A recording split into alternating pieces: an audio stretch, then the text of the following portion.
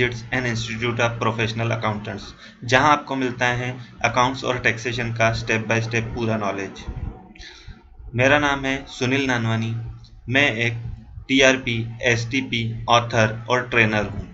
मैंने एक बुक लिखा है जिसका नाम है फंडामेंटल्स ऑफ प्रैक्टिकल अकाउंटिंग, और उसी बुक के छोटे छोटे मॉड्यूल्स बनाकर हम वीडियो फॉर्मेट में उसको हमारे इस चैनल पर अपलोड करते हैं। तो अभी तक अगर आपने हमारा चैनल सब्सक्राइब नहीं किए हो तो उसे सब्सक्राइब कर लीजिए, साथ ही बेल आइकन को भी दबाइए ताकि हमारे आने वाले हर वीडियो की नोटिफिकेशन आपको मिल सके। और अगर आप हमारा बुक परचेस करना चाहते हो तो उसकी लिंक भी हम डिस्क्रिप्शन में हमेशा डालते हैं वीडियोस के, तो वो लिंक को क्लिक करके आप ऑनलाइन पोर्टल से हमारा वो बुक भी ऑर्डर कर सकते हो। पिछला हमारा जो सेशन हुआ था वो हुआ था ट्रेडिंग या मैन्युफैक्चरिंग अकाउंट पे, यानी हमारा जो फाइनल अकाउंट्स का मॉड्यूल है वो स्टार्ट हो चुका है और वही वीडियो हम अपलोड कर रहे हैं। तो अभी नेक्स्ट हमारा वीडियो है प्रॉफिट एंड लॉस अकाउंट पे। तो आइए देखिए इसमें क्या है।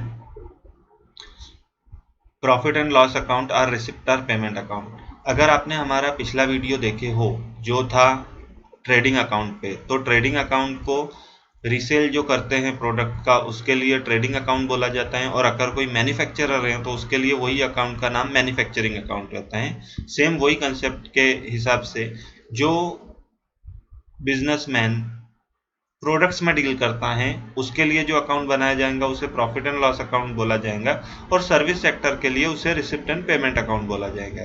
सर्विस इंडस्ट्री में ट्रेडिंग अकाउंट या मैन्युफैक्चरिंग अकाउंट नहीं बनाया जाता, सिर्फ उसमें direct receipt and payment account, capital account और बैलेंस शीट रहती है। तो प्रॉफिट एंड लॉस अकाउंट का ही मतलब सर्विस इंडस्ट्री में रिसिप्ट एंड पेमेंट अकाउंट होता है। देखिए इसमें क्या है। It is prepare to know the actual outcome from business. ये जो प्रॉफिट एंड लॉस अकाउंट या रिसिप्ट एंड पेमेंट अकाउंट बनाया जाता है वो इसलिए बनाया जाता है ताकि हम एक्चुअल आउटकम फ्रॉम बिजनेस देख सके कि हमारा बिजनेस से आउटकम क्या हो रहा है, क्या हम नेट प्रॉफिट अर्न कर रहे हैं या हमारा नेट लॉस हो रहा है।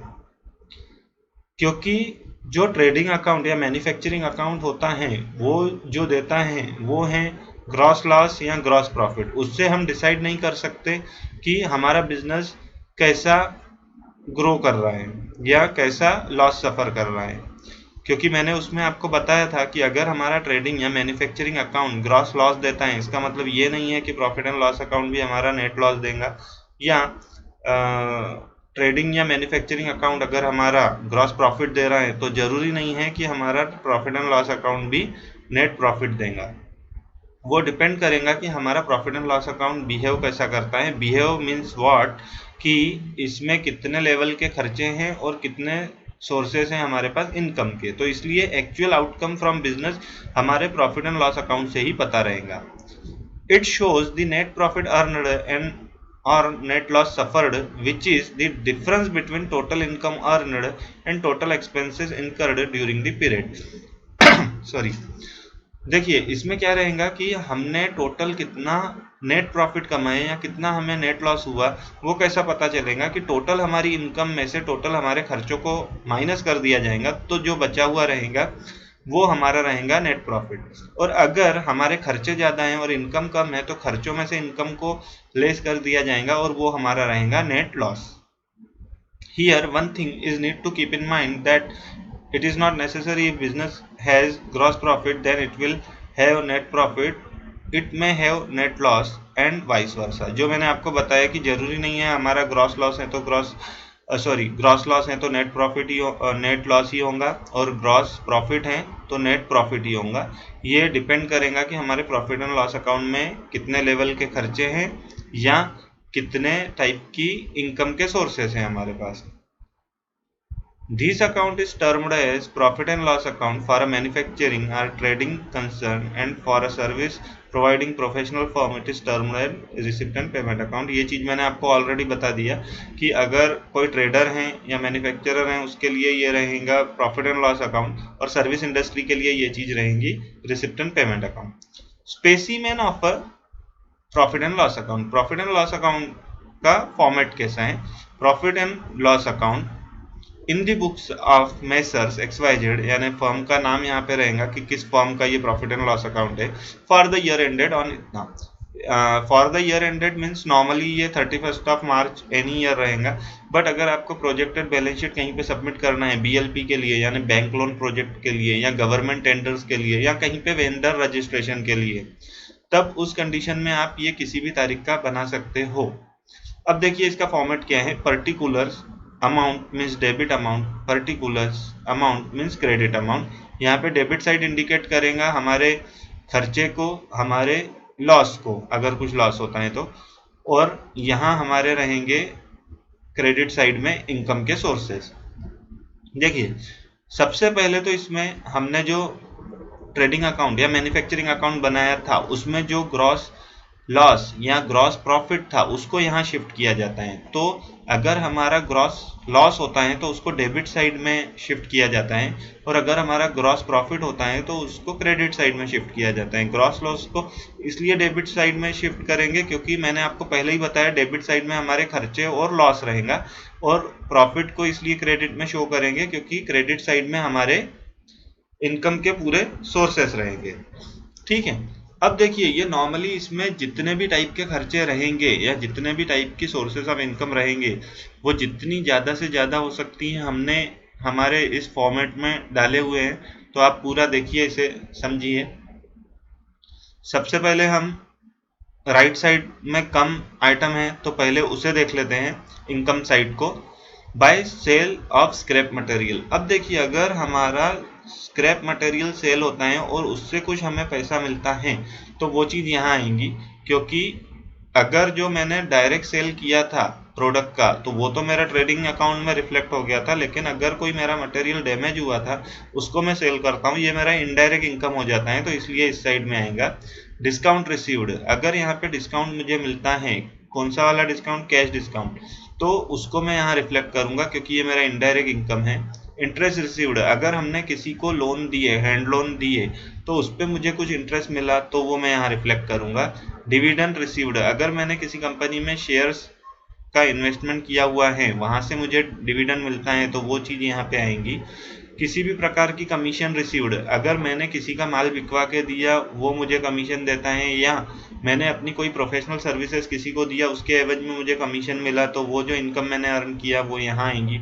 इंसेंटिव या गिफ्ट रिसीव, किसी भी टाइप का अगर हमें इंसेंटिव या गिफ्ट मिलता है किसी भी फॉर्म में, एसेट के फॉर्म में या कोई मटेरियल के फॉर्म में, तो वो हमारी इनडायरेक्ट इनकम हो जाएंगी, तो वो हमें यहाँ रिफ्लेक्ट करना पड़ेगा। रेंट रिसीव्ड, अगर मेरा कोई दूसरा प्रीमाइसेस है उसको मैंने दिया हुआ है, या मेरा ही किसी प्रीमाइसेस जिसमें मेरा शॉप है उसका कोई पोर्शन दिया हुआ है मैंने रेंट पे, और उसके एवज में जो मुझे रेंट मिल रहा है वो मेरी इनडायरेक्ट इनकम है, तो वो मैं यहाँ शो करूंगा। फीस कलेक्टेड, किसी भी टाइप की अगर फीस कोई प्रोफेशनल कलेक्ट करता है, जैसे टीचर को फीस वगैरह मिलती है, तो वो आप यहाँ पे शो करेंगे राइट हैंड साइड यानी क्रेडिट साइड में, क्योंकि वो इनकम है।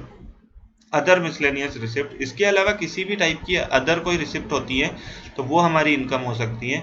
बेड डेट्स रिकवरी या RTD, देखिए बेड डेट्स का मतलब रहता है वो पैसा जो हमारे डेटर ने यानी हमारे कस्टमर ने नहीं दिए, अगर हमने वो बुक कर दिए अपने बुक्स में और उसके बाद वो जो बेड डेट्स हुआ था उसमें से कुछ पोर्शन हमें मिल जाता है तो वो हमें रिवर्स करना पड़ेगा, क्योंकि ये काइंड ऑफ इनकम हो गई हमारी, जो पहले हमने बुक कर दिए थे, हमारा लॉस हो चुका है, उसको रिवर्स करना पड़ेगा, इसलिए वो राइट हैंड साइड में आएंगी।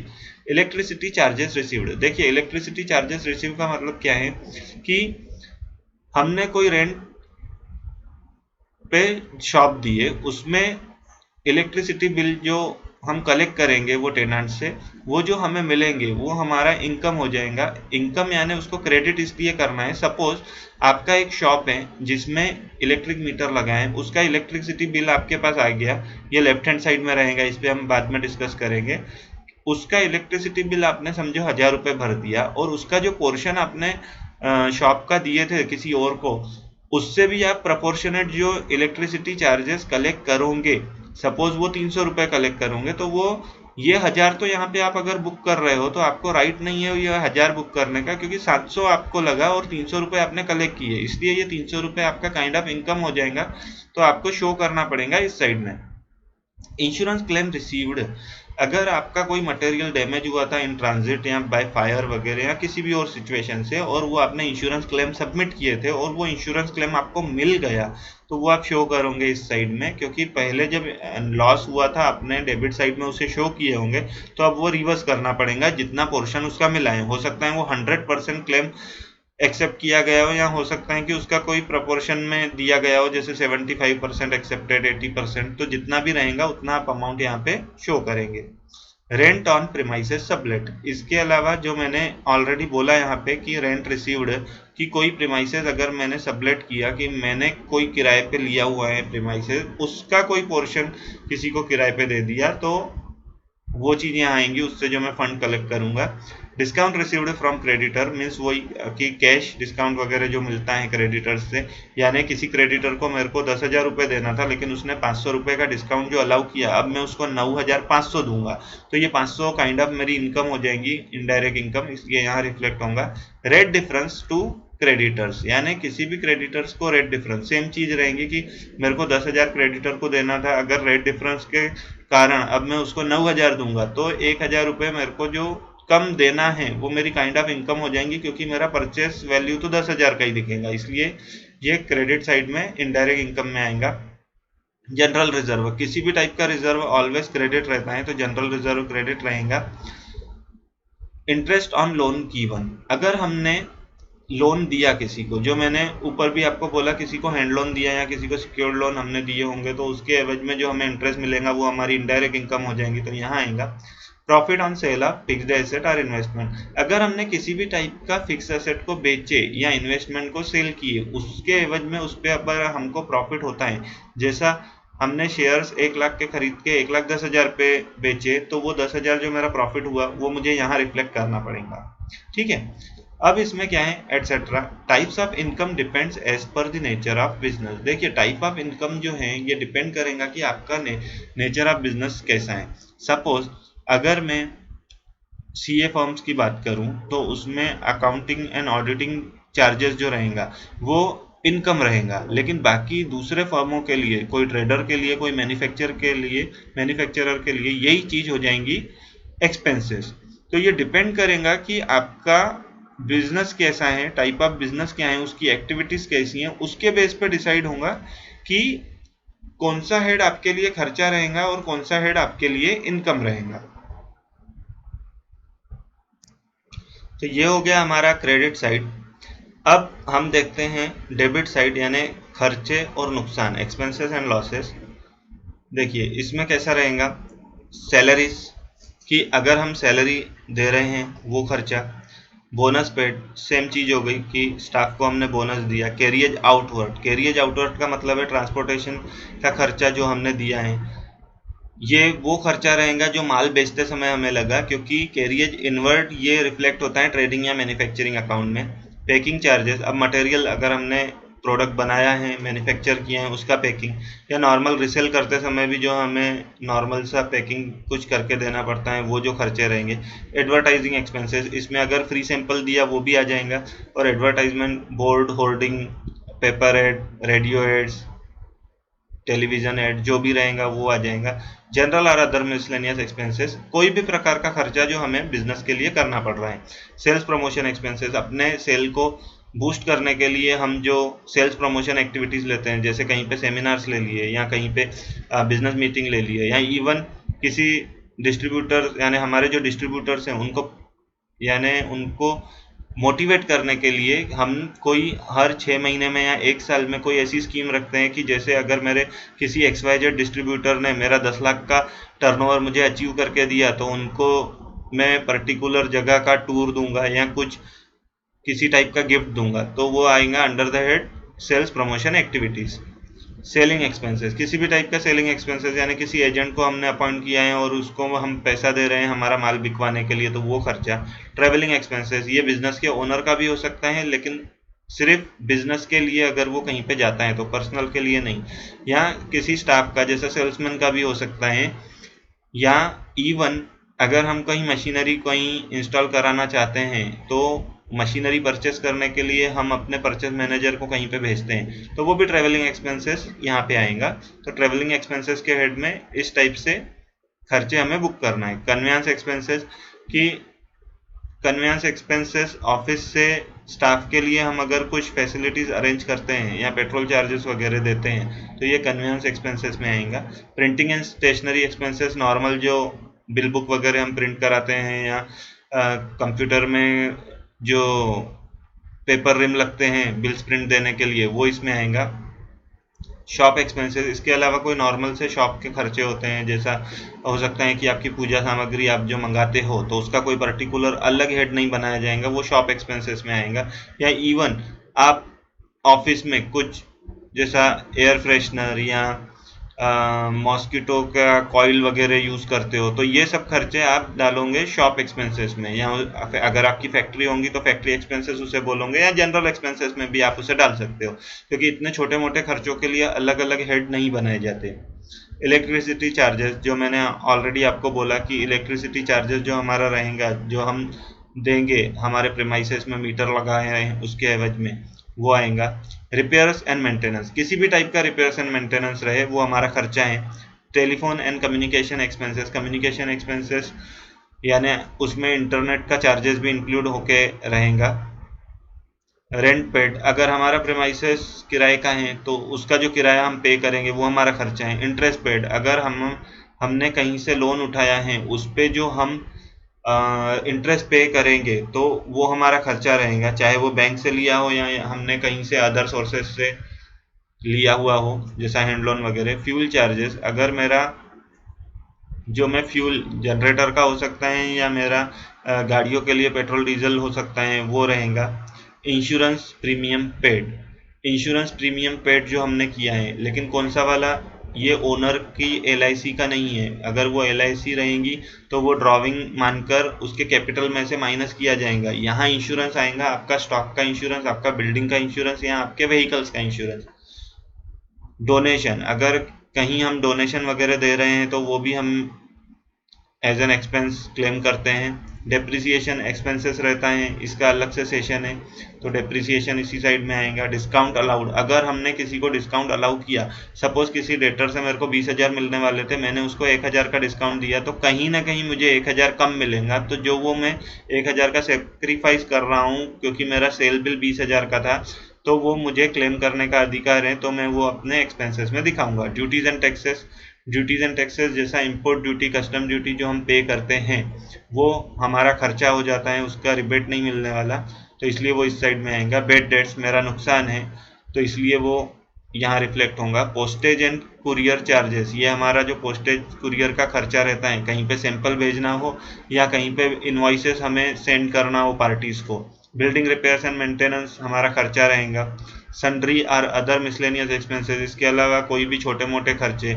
ऑडिट फ़ी या अकाउंटिंग फ़ी, जो मैंने आपको पहले ही बोला कि किसी ट्रेडर के लिए या मैन्युफैक्चरर के लिए ये चीज़ क्या रहेंगी, खर्चा रहेंगी। व्हीकल रिपेयर्स एंड मेंटेनेंस, अगर व्हीकल है तो उसमें रिपेयर्स एंड मेंटेनेंस कराना पड़ेगा। रॉयल्टी पेड, किसी को रॉयल्टी दिया।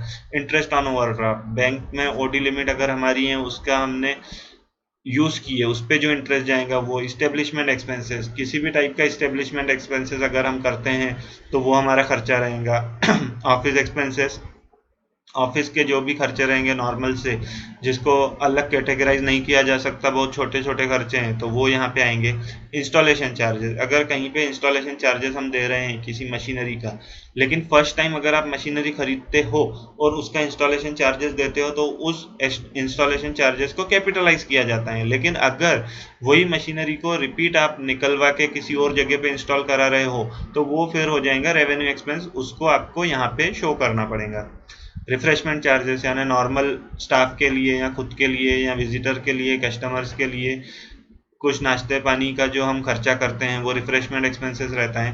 कमीशन और इंसेंटिव पेड, मेरा माल बिकाने के लिए मैंने किसी को कमीशन दिया या इंसेंटिव दिया, मेरा खर्चा हो गया। डिस्काउंट एंड सेटलमेंट, अगर नॉर्मल सा किसी को मैं डिस्काउंट देता हूँ, यानी सपोज किसी से मेरे को 1,034 रुपये लेना है और उसको मैं 1,000 रुपये का उससे कैश कलेक्ट कर रहा हूँ और 34 रुपये में सेटल कर दे रहा हूँ। उसको डिस्काउंट भी नहीं बोला जाएगा क्योंकि एकदम प्रपोर्शनेट किसी भी परसेंटेज में वो फिट नहीं होगा, सिर्फ राउंड ऑफ करने के लिए उसको हम 34 रुपये राइट ऑफ करेंगे तो उसको सेटलमेंट बोला जाएगा।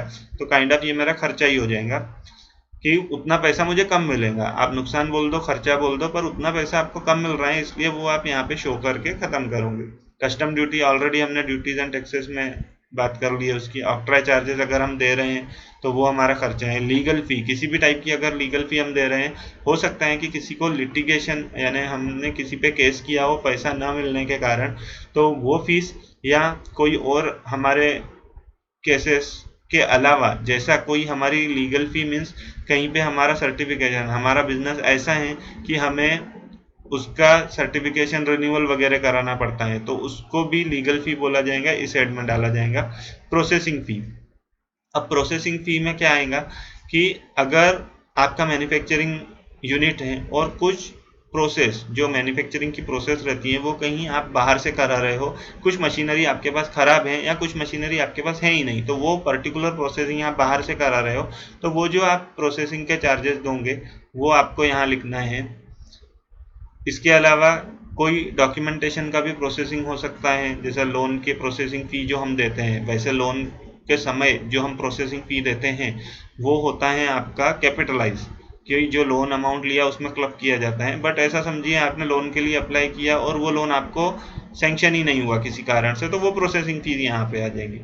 रिन्यूअल और अपडेशन चार्जेस, सपोज आप बिजनेस में कोई सॉफ्टवेयर यूज़ करते हो, अकाउंटिंग सॉफ्टवेयर, उसका रिन्यूअल चार्जेस या उसका अपडेशन चार्जेस आप देते हो, वो आपका खर्चा है। Research and development expenses, business एक ऐसी चीज़ है जहाँ पे आपको आपके प्रोडक्ट्स में, आपकी सर्विसेज में कंटिन्यू रिसर्च एंड डेवलपमेंट करते रहना पड़ेगा, तो उस पर जो अभी आप खर्चा करोगे वो आपका रहेगा इनडायरेक्ट एक्सपेंस, और वो आप यहाँ शो करोगे। ब्रोकरेज एंड शेयर्स, यानी आपने जो शेयर इन्वेस्टमेंट की उसको आपको बेचना है या खरीदते या बेचते समय जो भी आप उस पर ब्रोकरेज दोगे वो आपका खर्चा है, तो वो आपको यहाँ शो करना है। क्लीनिंग चार्जेस, आपका प्रीमाइसेस से डिपेंड करेगा, छोटा ऑफिस है तो क्लीनिंग चार्जेस कम रह सकते हैं, आपका बहुत बड़ा प्रीमाइसेस है तो आपका क्लीनिंग चार्जेस लैक्स में भी जा सकता है, तो वो यहाँ शो करना है।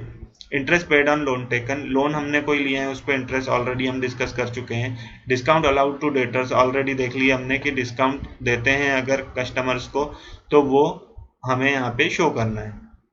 कार्टेज चार्जेस, कोई भी लोडिंग अनलोडिंग हमारी कोई भी चार्जेस जो हम दे रहे हैं, ट्रांसपोर्टेशन वगैरह, देखिए ट्रांसपोर्टेशन चार्जेस ये हम यहाँ शो करेंगे। कॉम्पनसेशन पेड, देखिए अगर हमारे फैक्ट्री में काम करते करते किसी लेबर को कुछ नुकसान हो गया, उसको कॉम्पनसेट हमें करना है, उसकी भरपाई करना है, तो वो हमारा जो आउटफ्लो हुआ फंड का तो वो हमें यहाँ पे शो करना पड़ेगा कि हमारे बिजनेस से उतना पैसा गया, तो ये हमें शो करना है। लॉस बाय फायर, अगर लॉस हो गया फायर से, डैमेजेस से, तो वो हम शो करेंगे।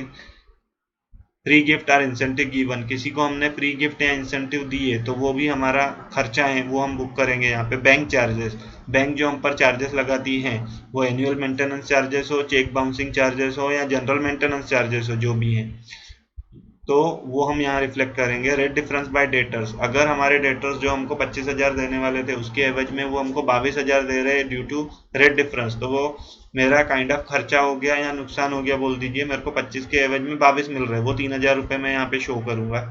कंप्यूटर रिपेयर्स एंड मेंटेनेंस मेरा खर्चा है, मशीनरी रिपेयर्स एंड मेंटेनेंस मेरा खर्चा है।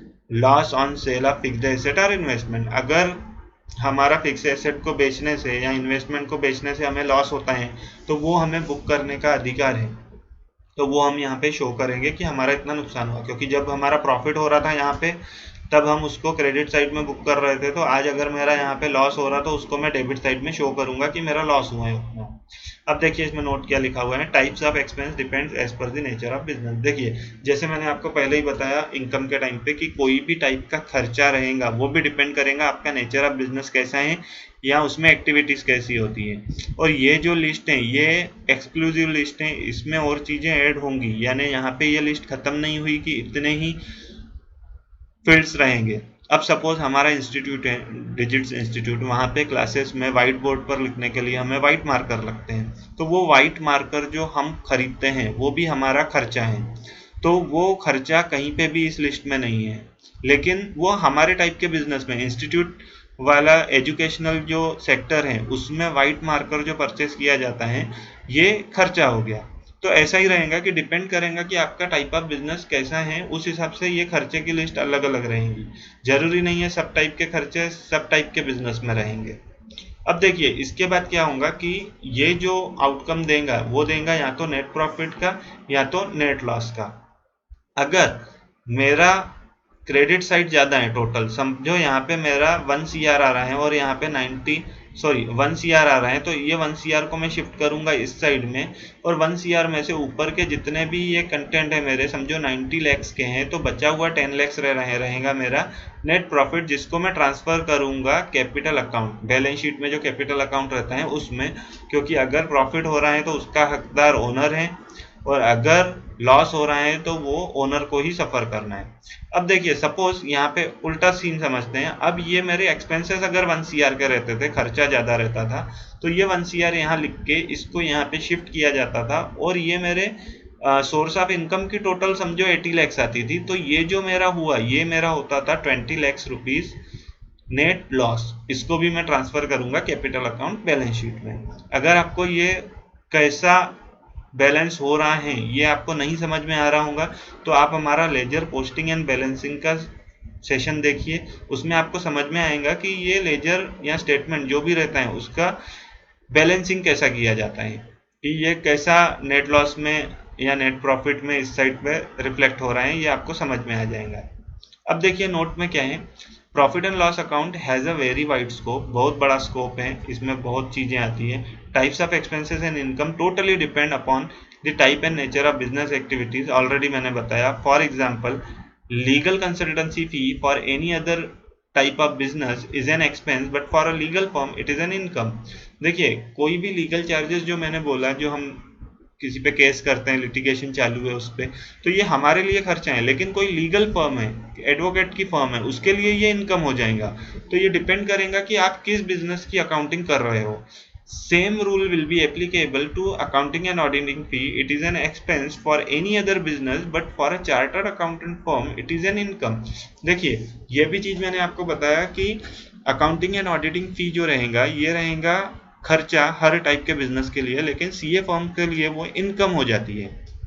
इसलिए डिपेंड करेगा कि आप किस टाइप के बिजनेस की अकाउंटिंग कर रहे हो, क्योंकि कोई एक फील्ड देख के आप बता नहीं पाओगे कि ये खर्चा ही रहेगा हमेशा। हो सकता है ये किसी के लिए खर्चा है तो किसी न किसी के लिए इनकम भी रहेगा। तो मैं आशा करता हूँ दोस्तों आपको ये सेशन समझ में आया होगा। ये हमारा फाइनल अकाउंट्स पे वीडियोस चालू है, इसके बाद जो हमारा सेशन रहेगा वो रहेगा बैलेंस शीट पे, तो आप वो वीडियो भी जरूर देखिएगा। और अगर आपने अब तक हमारा चैनल सब्सक्राइब नहीं किए हो तो इसे सब्सक्राइब कर दीजिए, क्योंकि हमारे हर वीडियोस काफ़ी इंफॉर्मेटिव रहते हैं जो आपके अकाउंटिंग और टैक्सेशन के नॉलेज को बढ़ाएंगे। अगर आपको ये वीडियो अच्छा लगा हो तो ज़रूर शेयर कीजिए, ताकि और लोगों तक भी इसकी जानकारी मिल सके। Thank you so much, thanks for watching, keep learning.